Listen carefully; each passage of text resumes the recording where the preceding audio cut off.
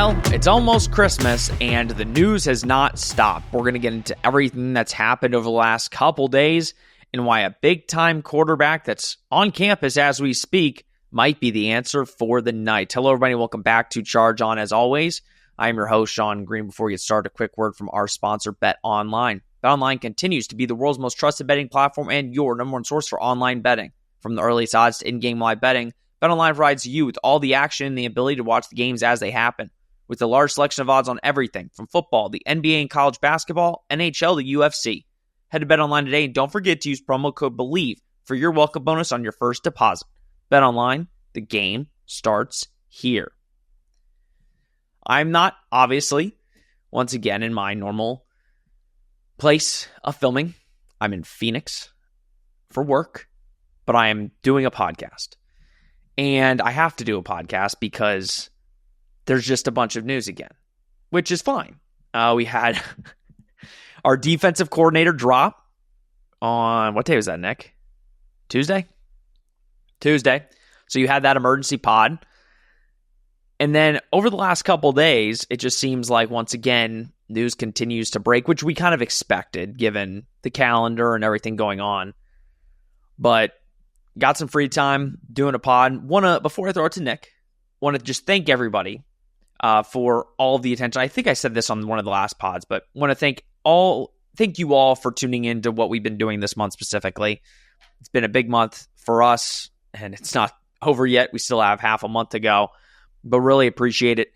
Like I said, good and bad, even if you don't agree.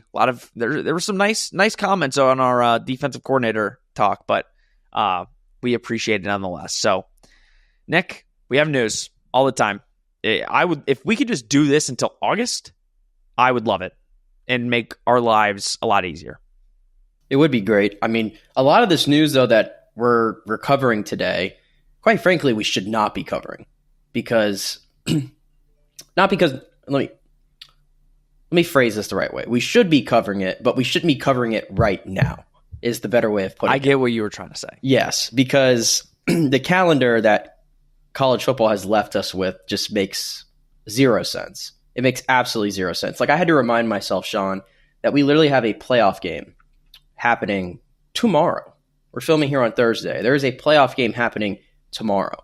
There are 3 happening on Saturday. And they sort of just like snuck up on me personally because I'm sure, like many, we're so focused on coaching hires and transfer portals, ingoings, outgoings, all that kind of stuff.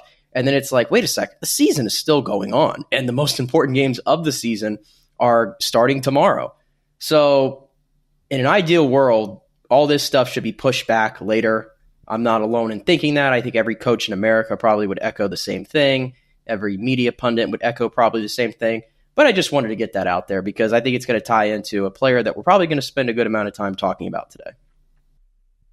Yeah, I don't want to bury the lead. We're talking quarterbacks.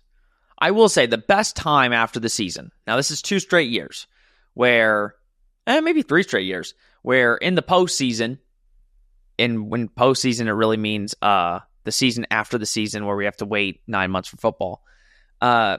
Quarterback talk is always the most fun.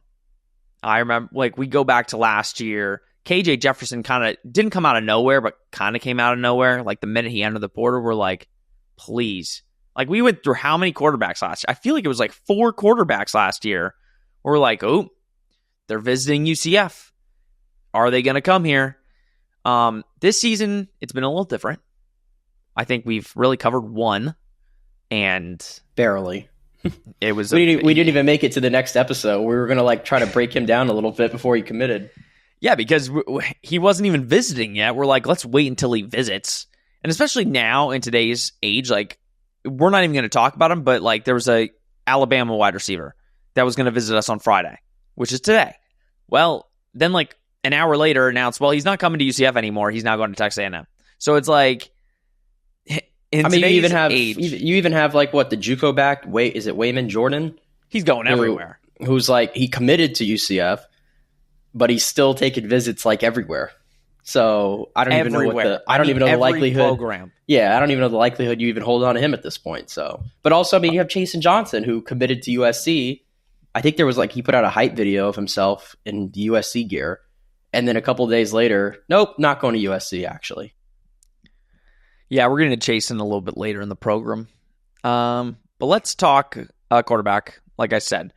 And there's only really one quarterback we need to talk about right now. I know there's a couple others that UCF fans are, hinting at potential, but this is the one that is on campus. And we're recording this yesterday, which is Thursday, December 19th at around 3:30. And Beau Pribula is on campus right now as we speak. He is visiting UCF. Now, I want to make this very clear before we get into him as a player and all that. He also has already had 2 other visits, and he's having another one after UCF. So UCF is in a 4-way fight for Beau. So it's not a done deal. It isn't. And is UCF in the best position? I don't know. I mean, if you'd rather go play in Iowa, they're going after him. I forgot the other 2 schools. Maybe, Nick, you can help me out on that. The other 2 schools that are going after him besides UCF. I know he visited Iowa, Missouri. Missouri, that is the one that I think I'd be most nervous if I was UCF. But let's talk about Beau a little bit. Obviously, he was the backup at Penn State for Drew Aller. He was using a lot of packages with Penn State, more of a run threat. It's kind of like that backup quarterback where you throw him in just to give the defense a look at the run game, and he's really good in that role. But when he's gotten opportunities and he's gotten chances to prove himself, like Wisconsin, Drew Aller gets hurt, he has to go into the second half. They were down, he wins them the game.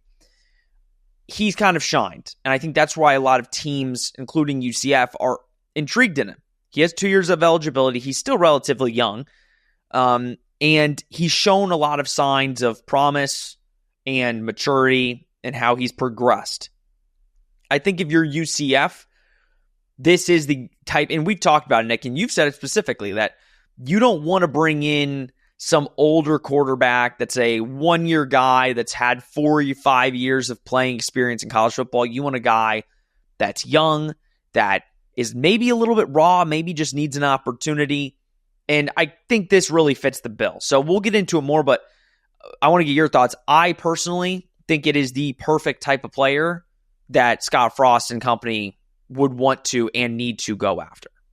Well, I would, first of all, to your point there, I would call that the KJ Jefferson syndrome, because I remember last year, what was it, New Year's Day, I think he could committed to UCF. Wasn't it around then? Yeah. And I was overjoyed. I saw everything he did in the SEC, and I'm like, oh, this is going to translate. And all the stuff you were sold about, this is a perfect Gus quarterback, and it didn't work out. We don't need to go back down that rabbit hole, but I will call it the KJ Jefferson syndrome. And that's why I think where UCF is right now, this is a rebuild. This is a rebuild. I think we're all sort of on the same, thinking with that. I don't think anybody's expecting UCF to go out there and win like 8-9 games next year. I just don't think they're going to have the bodies necessarily to do that. Big 12 is pretty wacky though, so who knows. But yeah, Beau Pribula, to like my opening that I said about the transfer portal and why this is happening, this sucks for him personally, because I know he's not the starting quarterback at Penn State, but you're playing for a team that's in the college football playoff, the new 12 team, and he's put in a bind and put in a really bad spot where the portal closes in 6 days or something like that at this point? It's like 6 days away, I think, that it closes. And so he's got to make a decision really quick. And Drew Aller announces he's coming back to Penn State. If Drew Aller had not announced he was coming back to Penn State, Beau Pribula probably doesn't hit the transfer portal. So that's the ripple effect that Aller's decision sort of caused. So obviously Beau Pribula is thinking, well, I'm not going to start next year. There's no way. And I'm not going to waste a third year being a backup, and that I only have 1 year of eligibility. It's different if he's just going to be – they're not playing him, and I don't know if he's used his red shirt. I don't think so. I think they've played him in both years. Yeah, they have. So they know, okay, I'm going to be the backup, and I'm also going to burn, again, another year not being the starter. So it's – yeah. Right. So I hate the system of why he's in the portal, but the fact that he did hit the portal, he's a very intriguing option because he does have the 2 years of eligibility underneath him. Even though he's been a backup, like you had mentioned, he's sort of been used as a change of pace for Drew Aller, because I know if anybody's watched Penn State games, and I don't blame you if you haven't, because they're not I don't think they're the most fun team to watch aesthetically at times. They were in the Big Ten championship, I'll give them that. But he's been sort of the change of pace guy. He's got a chance to run around and to a lot of success. 6 rushing touchdowns this season, which was second on the team. Drew Aller got hurt in the Wisconsin game on the road. They were losing 10-7 at the time. He comes in 11-13, 98 yards and 2 touchdowns, and also ran for 28 yards as well. Led them to a win that obviously was going to be the difference between them probably getting in the college football playoff and not. So it's a big spot right there. And he earned a lot of praise from James Franklin and obviously Andy Kotelnicki as well, who's a very experienced play caller. And so he's been around some pretty bright offensive minds. He's been able to sit behind a pretty veteran quarterback at this point in Drew Aller. So I think it would be a pretty good take by UCF if they're able to land him. Watching some of the highlights on him, and it's not a lot. I think everybody probably has looked at it's like a 2-minute long video on YouTube that was posted like a day ago, which is actually pretty handy for this conversation. And there's not as many of the throwing highlights necessarily, and I know that might scare some UCF fans because of what we just went through this year, where the 4th string and Dylan Risk ended up being the best pure thrower of the football, and that was obviously UCF's Achilles heel on offense. But of the times that I did see him get to throw the football, like there were some tight window throws in there, some big throws in some key spots. I already mentioned what he did in the Wisconsin game. So yeah, I really like the fact, again, that he has eligibility. There's still some development that you can do there. Watching him play, he looks like kind of a Scott Frost type of quarterback. Not to compare him to Mackenzie Milton or anything like that, but just thinking play style, just for UCF fans, just to get like a read on it. I thought his play style sort of reminded me of Mackenzie a little bit. You even mentioned it's more down the JRP route. So I'm pretty on board with this. If they're able to land him, like you said, they're going to have some competition to go after him. He's pretty highly coveted at this point, as most transfer quarterbacks are typically going to be. But it's just another signal that Scott Frost is looking for a transfer quarterback. They're going to get somebody. They're not going to go into next, and they have to. I mean, they only have 2 quarterbacks on the roster to begin with, in Dylan Risk and Jakari Brown, who knows? I don't know if Jakari, we still have time. I don't know what Jakari's going to do, but you need at least 3 quarterbacks, you would think, to be on scholarship. So I would be in favor of the Beau Pribula if they can land him. Yeah, I said off air when we were talking before. I said, like, and again, this is off 2 minutes of highlights. He does have a little bit of John Rice in him. Obviously not the elite speed that John Rice had, but he's fast, he's quick, he's got elusiveness when he's running the football.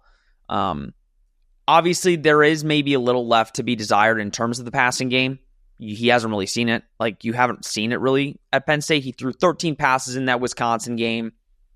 And again, to be fair, he threw 13 passes and he only equated for 98 yards through the air. So I think that is something that if you are UCF and you're Mackenzie Milton and you're Scott Frost, you see a guy that you can kind of mold and help. Yeah. And mold and move forward to fit your offense. Because you need that running threat, but the passing game is needed in a Frost offense. Yeah, well, we'll keep this in mind when it comes to, like, I mean, we would all love to have a bona fide stud throwing the football. I think we all would be in favor of that. If you're not, I can't help you there. But here, you have to keep this in mind. The situation matters. And this is interesting, I think, for any transfer quarterback that comes in and sort of looks at the roster and moving forward for UCF. And I bring this up because offensive line. Mari Kite's gone. Medley, Kittler, Marcellus hit the portal. Marcellus went to Minnesota. Kittler went to Arkansas. Medley, we'll see where he ends up. You're only returning Paul Rubelt as a starter on that offensive line. And I'd probably tell you Rubelt was probably the weak link of the 5. I mean, they all had their turns at times. Don't get me wrong. Not great. Yeah, they all had their turns at times, but I don't think Rubelt's necessarily great either, to be honest with you. But so my point with saying that is you're going to have 4 new starting offensive linemen. To this point, UCF has not added anybody through the portal, I don't believe, on the offensive line. They lost those guys, but there's also even like Keon Cox hit the portal too. So some of your depth pieces too are also gone. So you're asking a lot of young guys to sort of step up and fill the void. I don't know what kind of blocking situation UCF's going to have up front next year. And so it would probably behoove them to get a quarterback who can move. And maybe that's why Dylan necessarily would not be the best fit for what they're going to look like next year. And we know Dylan has showed he can move. I'm not saying he can't, but I think we all would agree he's a bit limited athletically. Whereas Pribula has a lot more to him there. Yeah, and I think that's why I want to temper UCF. Jakari can obviously run too if he's around, but Jakari's just zero threat with the pass. Yeah, and I think there's a reason Jakari is staying. Like, Frost did recruit him at one point. The quarterback situation is bleak at UCF. Competition, right now, I think it's a 50-50 split with him and Dylan on who the favorite would be going into next season. So I think the issue, though, and you mentioned it, the offensive line, like, you have some guys that have visited UCF, and they're looking at some guys, Power 4 guys that have played in the Power 4. But if I'm Beau, no offense, but that's where, like, would I rather go to UCF, where I've got one returning starting offensive lineman, a bunch of backups that also entered the portal, and you're getting a rebuild offensive line, or would I rather go to Missouri? Would I rather mean, we don't know what their situation is either, but no, and I'm gonna bet that being in the SEC, the level Missouri recruits at, they're not going through a coaching change. They have guys that are ready to step in. Yeah, so I think all of those are a factor. There is a number though. NIL is a factor. I don't know how much other teams are offering him. He is one of the top quarterback transfers on the market. Like, if you look, he is in the top on every single list that you can think of. He is one of the top quarterbacks. I haven't heard what I've heard is accurate, so I'm not going to say what I've heard is the number. Let's just say the numbers for these quarterbacks are going astronomically high, and they're going to keep going higher every year. So if it comes out, we'll discuss it, but I think UCF's got a fighting shot, and I think if you're Beau Pribula, all you have to do is look at the film that's been put on tape in a Scott Frost offense and be like, you know what? I kind of want to play for that. Because no offense to Eli Drinkowitz, no offense to Iowa, but no offense. I don't know why anybody would want to sign up to go play quarterback. Who's talking about the offenses at Missouri and Iowa? Like, no offense, but also offense. Nobody's talking about those offenses. So, well, Missouri, I mean, they were supposed to have a really good offense this year. Yeah, but who's talking about their didn't really come together? Yeah, I guess you could mention that. And to your point about NIL, by the way, just to make a blanket statement here, and I don't think I'm really off base with this, I would venture to say that most of these top quarterbacks are going to be making money next year that is north of what Brock Purdy is making for the San Francisco 49ers this year. Yeah. Yeah. Maybe more. Like, there's going to be, I would not be shocked. Or no, I know I wouldn't be shocked. There's going to be quarterbacks in college football that are making more than Brock Purdy. And there already are. Yeah, there already are. There's but it's a sheer fact that there's going to be a majority, like a good chunk of P4 starters are going to be making more. So that's where the system's at right now. Yeah, because like even if you look at like Malik Murphy, and I know we're just being speculative here, but like Malik Murphy just went 9-3 at Duke, entered the transfer portal, and then committed to Oregon State. I mean, you never know. I have no other reason to believe this other than some sort of money was laid out by somebody in Oregon State. But here's also what I will say. If you're UCF, obviously the money factor is going to be something over the next couple years with the settlement, the house settlement and all that. UCF's going to start paying that. But I think the collective's been doing pretty well. Like they paid a lot of good players last season. Maybe I'm sure they're rejuvenated to continue to spend because of Frost being back. That's what I mentioned. Like they're going to give Frost every bit of resource possible because everybody wants this to work really bad. Well, and this is also the thing. And yes, 100%. And I'm sure they've gotten a lot more engagement over the past couple weeks after Frost has been hired. You don't pay KJ anymore. He was making a good chunk of money. You don't have to pay RJ. He was making a good chunk. You don't have to pay Kobe. He was making a good chunk. You don't have to pay. Lee Hunter. Yep, too. Lee Hunter. It's the only reason why Lee Hunter's probably gone right now. Yes, I heard a number was like 7 figures. Did you hear that? I heard that, yeah, in the reports, and Texas Tech is spending like crazy people right now. We'll see if it works out. 7 figures for Lee Hunter is. But listen, it's hard to find. That doesn't surprise me. It is hard to find quality offensive linemen and defensive linemen in the transfer portal. I feel like that's probably the two positions that are the hardest to find quality players at. And so Lee Hunter, if you go look at like the On3 ranking, Lee Hunter was like a top 20 player in the transfer portal. And I think like number 1 or number 2 defensive tackle. So he would have been a 4th round pick. So it makes a lot of sense that a team is going to give him a lot of money because the further you get down the list, there's just not a lot of high impact players. Yeah. No, 100%. And I think if you're UCF, if you know you want a certain guy, overspend. Like overspend. Because at the end of the day, if you have the quarterback, it makes it a lot easier. It doesn't solve everything, but it makes it a lot easier. I think and we talked about a little bit about like, obviously there's some young guys on the offensive line. Well, Claire Flynn, that comes to mind where you're like, okay, let's see the development.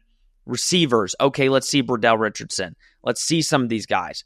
I think if you find a quarterback like Beau Pribula who can come in there and you really make it a young squad that's scrappy, hungry, wants to play for Scott Frost and knows that the expectations are so low, I'd be excited to see that. Now, it could end in a dumpster fire and team goes 2-10. But I think if you can bring in a quarterback of that caliber, I think also other transfers will then be like, okay, they're serious. Like, they're not just trying to take a year off and develop. They are trying to win, which every college program should, and I'm sure UCF is doing the same thing. But bringing in a guy like him, if he commits to UCF, would be huge. For all we know, when I post this, he's going to commit elsewhere. I have no idea. I hope not. But it would be a big-time gift for UCF if he did. Any final thoughts on Mr. Beau? Let's get Beau. Let's get Beau. I wish I had like a nice little like rhyme, but it's not that coming still to works. me right. It's not coming to me right now. I was trying to think of the jingle. It's from Draft Day because, Beau Callahan. And I feel like there was something that the fictional character Sonny Weaver, Kevin Costner, said. Yeah, he said, Beau. You get Beau. We get Beau. We get Beau. We get Beau. There you go. We get Beau so we can go win some mo. Okay. The songs are my thing around here, but okay. That wasn't really a song. It was more just a rhyme. That's true. Rap. It's just a rhyme. Yeah. All right. Let us know what you guys think down below. That's 25 minutes of just Beau Pribula talk. So let's talk coaching. Kenny Martin was announced that he was staying on, or that UCF and Scott Frost were keeping him as defensive tackle coach. And here's the thing. I love Kenny Martin. He was arguably UCF's best recruiter. Not even a question. Brought in some of the biggest recruits for UCF.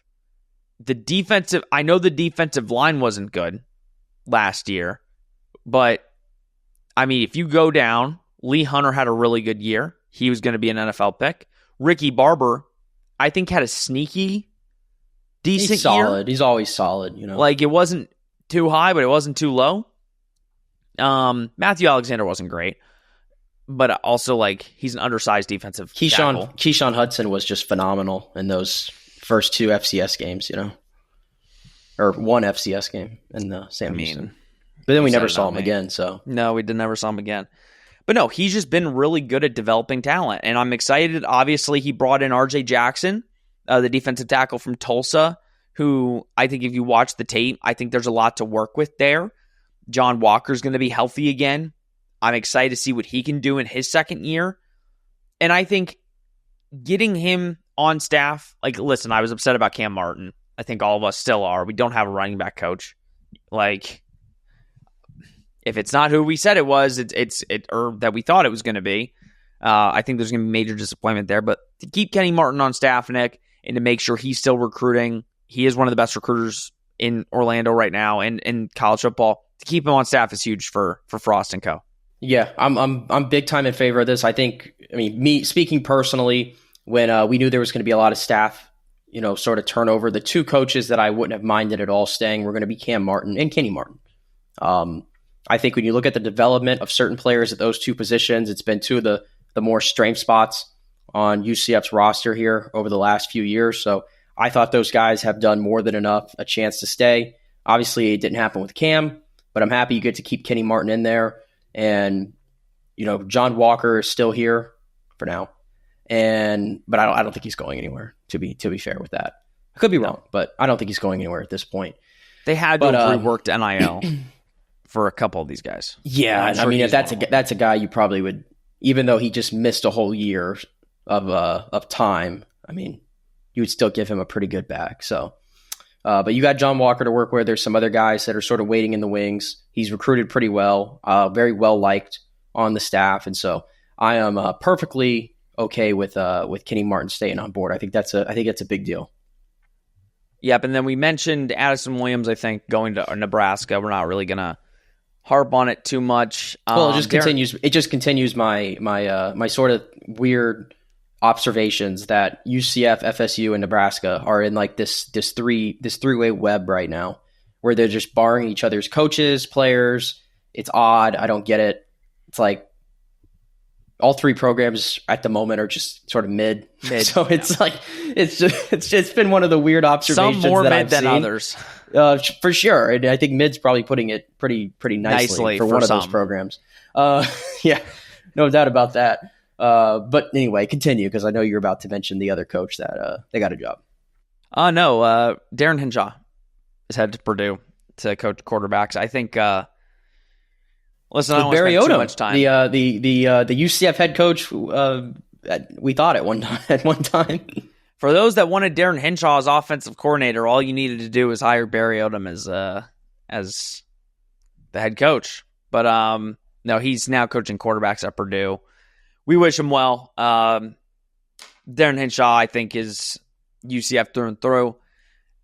He got a rough end of the stick when he was here. I mean, you think? I think he's a hell of a coach. I think he developed John Rice and made him significantly better than he was the first year he was here. Yeah, and then he had to work with the Timmy McClain, and then shocker, that didn't go well, and they lost games. And Gus said, "Yeah, I'm taking it back." Yeah, yep. So, and then this year he was just sort of. He was a nothing burger. Yeah, he was quarterback. I will say, though, it makes me wonder, I mean, E.J. Colson is still in the transfer portal. I mean, could that be a fit? I saw he retweeted Darren Hinshaw's appointment to Purdue. So for those who are keeping track of the now former Knights, E.J. Colson at Purdue might be a fit. Who knows? Yeah, it would not shock me if he took a visit there. I think that's kind of why we haven't heard any E.J. Colson. His thing has been really quiet. Really quiet. Yeah, I don't know. I don't know if there's like because it could be, and again, I don't know this. It could be a do not contact. It could be that he's it's basically between UCF or wherever Darren Hinshaw goes. So yeah, because I thought at one point there might have been a shot we won't know for until UCF to get him back. He commits. But yeah, we wish Darren Hinshaw well. It's not something we're going to talk about in depth, but he got the short end of the stick, and we're aware of that, and I'm sure a lot of UCF fans are also aware of it. So. Hopefully he kills it at Purdue. Purdue needs a quarterback. And I think whoever he gets to coach, I think he's going to do a hell of a job with him. We good? Tough job. Very tough job, though. Yeah, you're telling me. I was going to say something mean. Yeah. Can't be as rough as coaching with Gus Malzahn at UCF. So, oof. I mean, I'm sure his quality of life will be a lot better. All right, let's talk about a bunch of players now, shall we? We're closing the show with the players. A lot of updates. Now, listen, we're not going to go through everyone in depth. I'm going to give you the list of where everybody's committed, and we're going to tell you what we think of it. Actually, no, we'll talk about that in a second. Brandon Jacob. Let's start with that, because that's honestly the biggest, I think, commit to date. Former 4-star. It's been a year. So when I say former, relatively, close. It's been 1 year. He was committed to UCF at one point under Gus Malzahn. Decommitted, went to Maryland, and played a lot in his first year. Played a lot on special teams, got a lot of defensive reps. Entered the portal and is now with UCF. I think it's one of the biggest things that Frost could do. It's bringing a local kid in that went to the P4, a different P4 school, bring the local kid in, a guy that was committed to UCF at one point.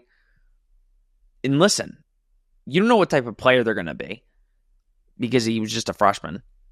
Like, we thought Antoine Jackson was going to be a stud, and maybe he is. Maybe this injury really was affecting him so much, and he just turned into a stud. But what I will say is the secondary has been riddled. I mean, Mac McWilliams, gone. BJ Adams, gone. I forgot Chasen Johnson. The whole debacle there. SMU. So right now you've got a lot, like Damari, Henderson, and Jakari are back, which I think is a positive. Damari was one of the best safeties in the Big 12 in the first season. He was injured all last year. I think Jakari needs a little bit more development. I think he struggled a lot at times last season.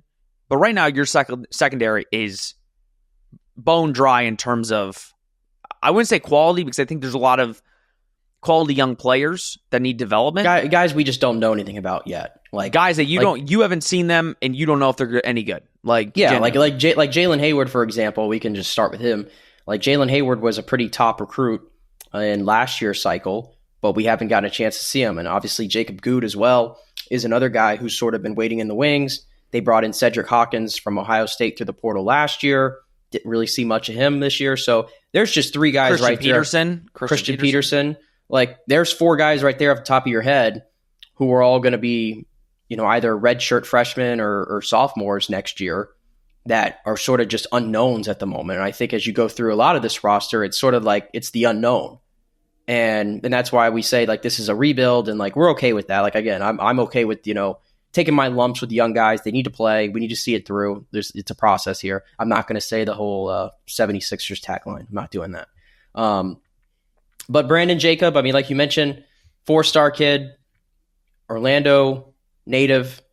UCF had him at one point committed, and he goes to Maryland. I like the fact that he at least got to play a little bit, especially on special teams. He was able to get in there, and now he returns to UCF, and he's got 3 years of eligibility. I love that. I mean, that's sort of what I've been sort of saying, kind of like the Pribula thing. I like guys who have multiple years of eligibility, where there's still some development that you can give a kid, and it's not just like a 1-year mercenary. I don't think UCF's in the point right now to just be doing that. So another guy that that I'm excited they announced his signing today, and he's definitely going to be in the mix to start next year. Yeah, we don't know who's secondary coach or any of that, but I will say, like, just kind of like this past year where we were looking at it and say anybody could start. I think it's this coming into the spring and especially next year, like you've got a lot of young and hungry guys that I think is going to breed success for UCF at that position. I do.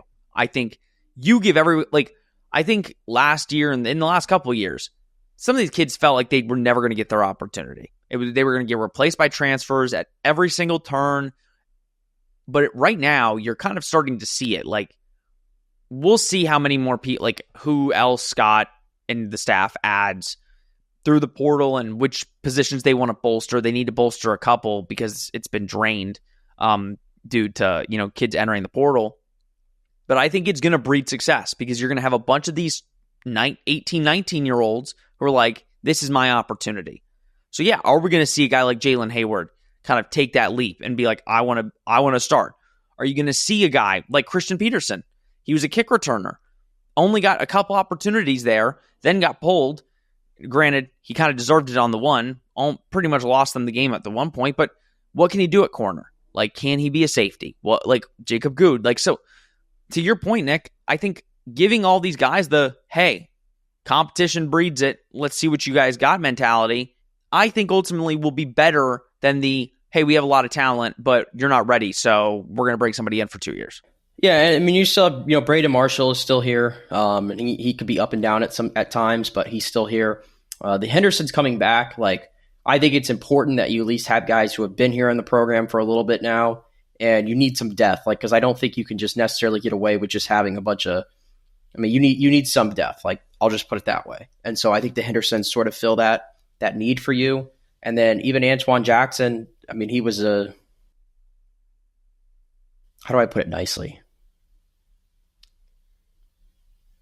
I don't know how you put it. An adventure. He was an adventure. I'll put it that way. He was an adventure. We're going to blame everything on the injury to make us feel better. I could be sold into the fact that it was the injury, and he came out right away and mentioned that because obviously there was a lot of excitement when he came in last year.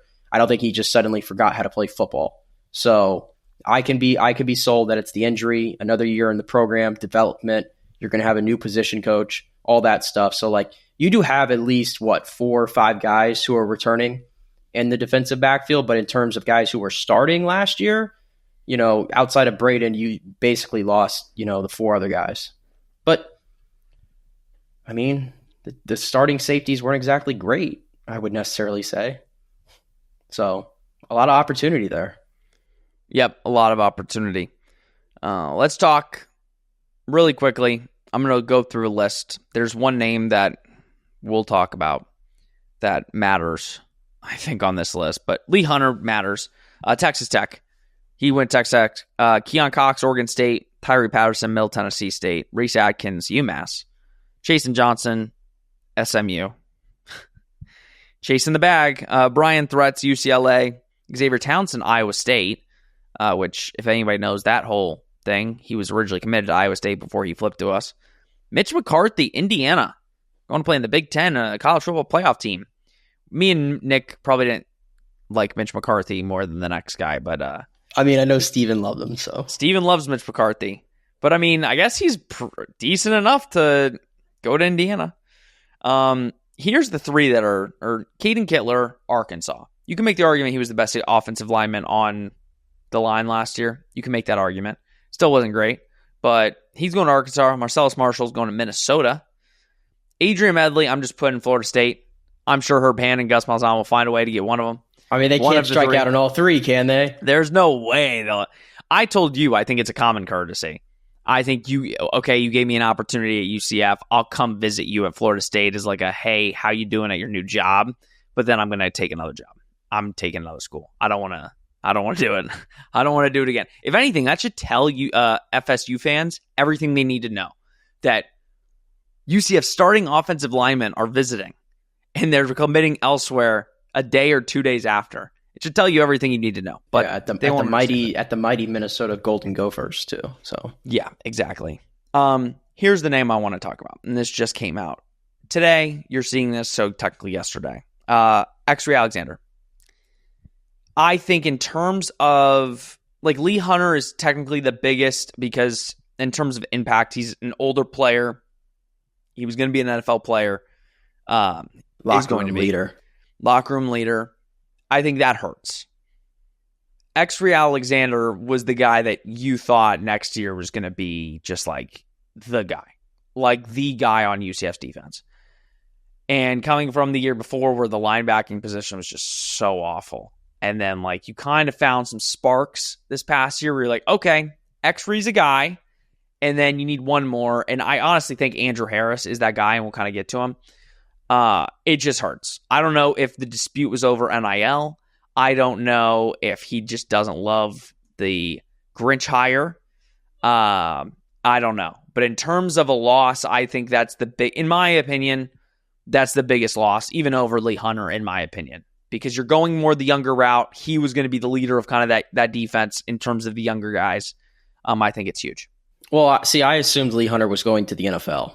So I wasn't I wasn't really necessarily planning for Lee Hunter to be here next year. The fact that he is coming back to college football, like now I'm a little hurt by that because I think he's a very important piece to that defense and in that locker room. That would have been really critical, but I'm not going to fault him for going to Texas Tech. For 7 figures. Exactly.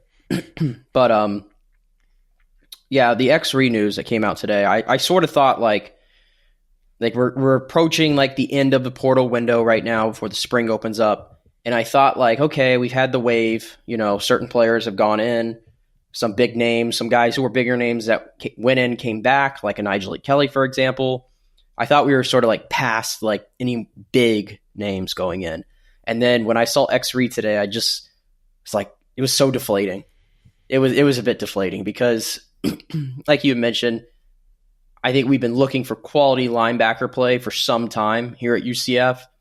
And not saying that like X-Ray was like an outstanding player necessarily, but I think that would probably be stretching it a little bit, but I think he was a really good player, like a really good player right there in the middle of your defense. I think he got better as the season went on. I thought he was a sure tackler. He made plays, playmaker on a defense that was struggling to find many of those. I thought X-Ree might have been the best playmaker that UCF had by the end of the season. So this year, I thought he was going to be right there in the middle. I thought he might have been maybe a team captain sort of type of choice, kind of how Ethan Barr was last year for you. I was expecting all that, but it's not to be. And now when you look at that linebacker position, like some other positions on this roster, it's pretty thin. And it's the great unknown. You mentioned Andrew Harris. I know that you've been a big advocate for him, seeing what he can do. And I mean, he's going to get his chance. I mean, a lot of these guys who we haven't been able to get a chance to see much of are going to get their shot. And Andrew Harris, I would like to think, probably has first dibs. They're probably going to go into the portal and try to find some other linebackers to bring in too, because it's just a very thin position right now. It really is. Yeah, no, it is. And I was almost sold that it was going to be X-Ree and Andrew. And I think it gives everybody an opportunity to prove themselves. And I think Andrew Harris, especially on special teams, you could just see. Granted, he has played some defensive snaps. He played some defensive snaps last year. I just really like the way he plays. I think he's bulked up. I think he's ready. And again, if you're going the young guy route, I think he deserves an opportunity. And I'm excited to see him potentially get that opportunity. I'm more sure of it now because X-Ree is no longer going to be on the roster. Now, granted, who knows? Like, there's a chance that he's going to get some NIL. Like, I think this could be a case of, I don't like what you're giving me in NIL, so I'm going to go fish and see what I can get. And then who knows? But not a great sign that it's this late in the window. Yeah, and I guess some of the other names, that are on the roster that I'm sure. I mean, Cam Moore did come back. He's probably going to get a look. Yeah, he's the veteran of the room. Entering, I think, his senior season now. So he'll get a look. You have some younger guys like. Is it his senior season? Yeah, he was a junior last year, so I assume he's a senior now. Time flies. Yeah. Even a guy like TJ Bullard, we haven't seen much of. He'll be entering his junior season, I believe, unless he still has a red shirt, which would make him a red shirt sophomore. He's going to get a shot. Birdsong too, who was part of the freshman class last year. Like there are some guys that you have there. It's just, again, it's the great unknown. It's the great unknown right now. Yeah, it's the unknown. I'd bring in one or two. But I honestly, like, Birdsong is a guy I want to see. Harris, guy I want to see. Cam Moore, obviously, his brother played for Scott Frost. I'm sure there's a relationship there where Frost will want to see Cam get in there. So it wouldn't shock me if Cam Moore is your starting linebacker from day one. But I don't want to do what UCF did last year and the year before. I don't want to see you just bring in a bunch of guys and play them and they stink, and then you just keep doing that whole song and dance. It's like, play the young guys, see if they're good. If they're not, you keep bringing in freshmen, and then you bring in some transfers to help fill it out and see what can happen. But, yeah, that definitely hurts. No question about it. I didn't even mention Day Farmer entering the portal. He might be headed to UCF, but who knows? In this day and age, we have no idea. All right, that's a lot of news. We got it all done in 45 minutes. Nick, any final thoughts as we close out this one? I guess we're just on Beau watch. Maybe we'll get we'll know before Christmas, so we might get early. We might get a. He doesn't want to get off on the wrong foot with me. He mentions it on Christmas. If he mentions it on Christmas, Beau, let me tell you something, man. I can't do an emergency pod on Christmas. I will. Why not? Because I don't want to. Like, I'm already, running around. I don't want to have to do an emergency pod. I will. See, my days of running around have ended. Yeah, it's nice for you. It's nice for you. We talked about this about Thanksgiving. That's true, yeah. Listen, we are on Beau watch. Did you have anything else? No, I already know I'm going to get shafted in this whole ordeal because I'm leaving tomorrow to go on a little vacation before Christmas, and so I most likely, if he commits over the weekend, I will not be able to give my immediate thoughts. So they're going to have to wait till after Christmas. So we'll see what his next visit is, because I know he's who probably knows? not. Maybe I'll chime in through my phone. Maybe we can find some way for me to do it on my phone from vacation. Well, I told Steven, because Steven was going to come on for the Grinch reaction, and we were doing it at a different time than he could do it. So I said, just send me a 2-minute video with your initial thoughts. He didn't end up doing it, but that might be an option. You might have to just like go off to the side of a garbage can and like just duck down into your quick. Speaking of the Grinch thing, I already told this to you, but I'll say it on here. I'm so upset with myself that literally a couple hours after we recorded, I think you put the link out to the show, like let us know what you think about the hire or whatnot. And I literally, it hit my head. It just hit me. I was like, oh, I bet there's like a GIF of that scene in The Grinch where he's like going through the book and he's like, hate, double hate, loathe. And I was like, how did I miss that during the live show? Like when you would have like thrown it to me to give my immediate thoughts, I would have like came out and like said that right away. Yeah. And I would have been like, how did I miss that? It clearly bugged you if you're bringing it up again. So it definitely bugged you. It bugged me because I found the GIF and I was like, what was I doing? It would have been fun. But you still said the Grinch stole my Christmas, so that was still funny. Like, that was fun that you said that. But it's the best I had then. But it was fine. It was fine. It worked. It worked in the moment. If we don't see you guys, I want to see you. Hopefully we get a quarterback commit, and I hope his name is Beau Pribula. But if we don't see you, I hope you guys have a happy holiday. Fun times over the next week, so I hope you all enjoy it. I hope you guys get plenty of UCF gear in your stockings and under the tree, because now that the season's over, everything's back in stock. So yes, I am. It's hard to find UCF gear there in September when everybody was feeling good about the program. Then, yeah, those first 3 games, man, everybody was buying stuff up. Goodness gracious! I needed to buy a polo for like the Florida game, and I was like, there are nothing in stock. No. And now everything's in stock. So yeah, now you can get whatever you want. They're gonna just wait for all the deals they're gonna be running on this stuff. You better get them now, because frost season is coming. Yeah, it's gonna come quicker than you can imagine. So I'm sure by then we'll be back in the out of stock section again. Exactly. Well, again, like I said, enjoy your guys' holiday. If we don't see you, if we do see you before Friday, it will be because of an emergency podcast. So that is the only time you'll see us, or unless something else crazy happens. But until that time, I hope you guys enjoy your holiday. We will definitely do the same. And with that said, this has been Charge On, presented by Bet Online. We will see you next week.